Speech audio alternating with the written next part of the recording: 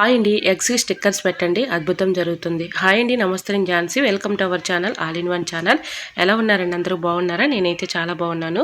మీరు కూడా చాలా చాలా బాగుండాలని మనస్ఫూర్తిగా కోరుకుంటున్నాను. ఈరోజు అందరికీ ఉపయోగపడే అద్భుతమైన అమేజింగ్ కిచెన్ టిప్స్ మీ ముందుకు తీసుకొచ్చేసానండి. వీడియోని ఎక్కడ కూడా స్కిప్ చేయకుండా చివరి వరకు చూడండి. ఇంకా లేట్ చేయకుండా వీడియోలోకి వెళ్ళిపోదాం. ఫస్ట్ టిప్ని తెలుసుకుందాం.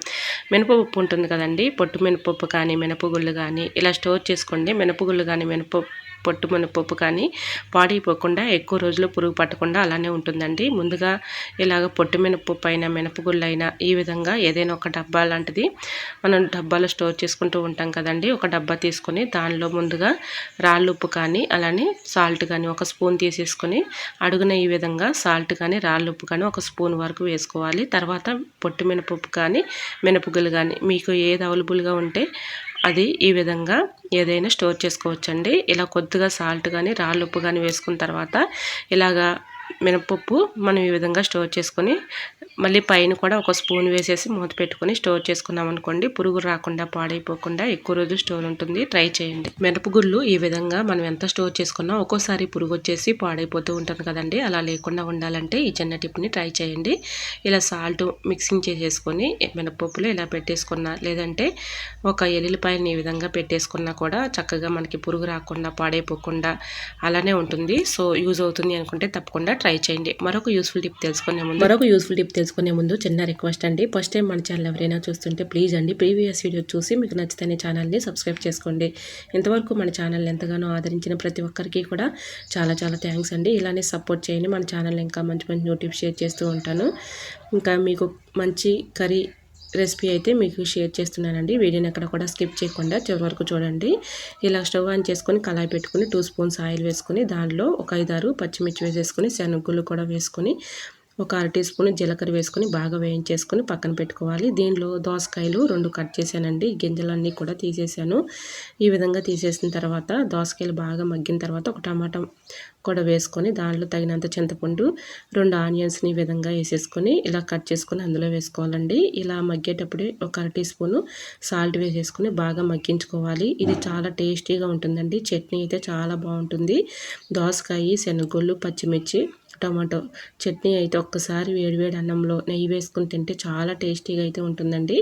మనకి కర్రీస్ కన్నా కూడా ఒకసారి మీరు ఈ చట్నీని ట్రై చేయండి. చాలా బాగుంటుంది. టేస్ట్ అయితే అదిరిపోతుంది.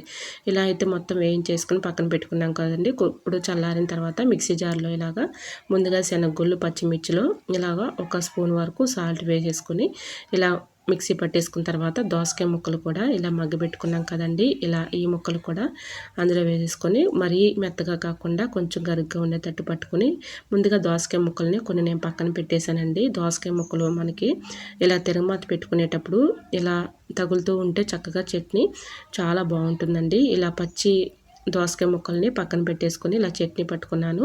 ఇలా తాలింపులో పచ్చి దోసకాయ ముక్కలు ఇలా వేసేసుకున్న తర్వాత కొంచెం వేగిన తర్వాత ఒక 1/2 టీ స్పూన్ పసుపు కూడా వేసేసుకొని ముందుగా మనం చట్నీ పట్టుకున్నాం కదండి. ఇలా తాలింపులో వేసేసుకొని ఒక 5 మినిట్స్ సిమ్లో ఉంచేసుకొని తర్వాత కట్టేసుకున్నాం అనుకోండి, మనకి దోశల్లోకైనా ఇడ్లీలోకైనా అన్నంలోకైనా చాలా బాగుంటుందండి టేస్టు.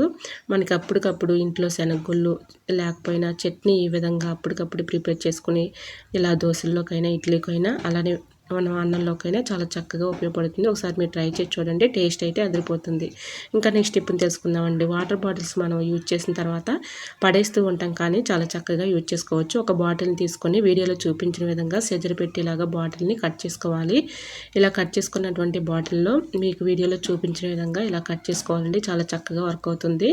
మనం రూపాయి ఖర్చు లేకుండా పడేసి వాటితో చాలా ఈజీగా సింపుల్గా ఇలా మనం రెడీ చేసుకోవచ్చండి. ఎక్కువగా మనం బ్రష్ స్టాండ్లో పెడుతూ ఉంటాం కదండి.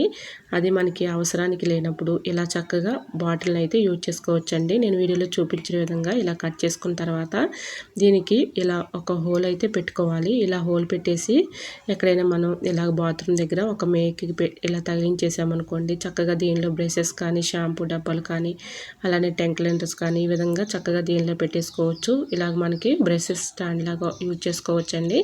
ఇలా పడేసే వాటితో చాలా చక్కగా ఇలాగా బాటిల్ని అయితే మనం రెడీ చేసుకోవచ్చు. చూసారా, ఇందులో బ్రషెస్ కానీ ఇలా మనం బాత్రూంలో పెట్టుకున్నా కూడా షాంపూ ప్యాకెట్స్ కానీ ఇలా చక్కగా మనం యూజ్ చేసుకోవడానికి చాలా చక్కగా వర్క్ అవుతుందండి.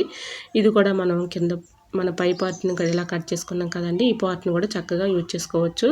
ఇలా మన కిచెన్ సింక్లో గిన్నెలు కడిగేటప్పుడు ఇలాగా అక్కడ పెట్టేసుకొని ఇలా సింక్లో ఉన్నటువంటి ఇలా డస్ట్ అంతా కూడా అందులో పెట్టేసామనుకోండి, చక్కగా మనకి ఇలా వేసుకోవడానికి కూడా ఒక డస్ట్బిన్ లాగా, చిన్న డస్ట్బిన్ లాగా ఉంటుంది.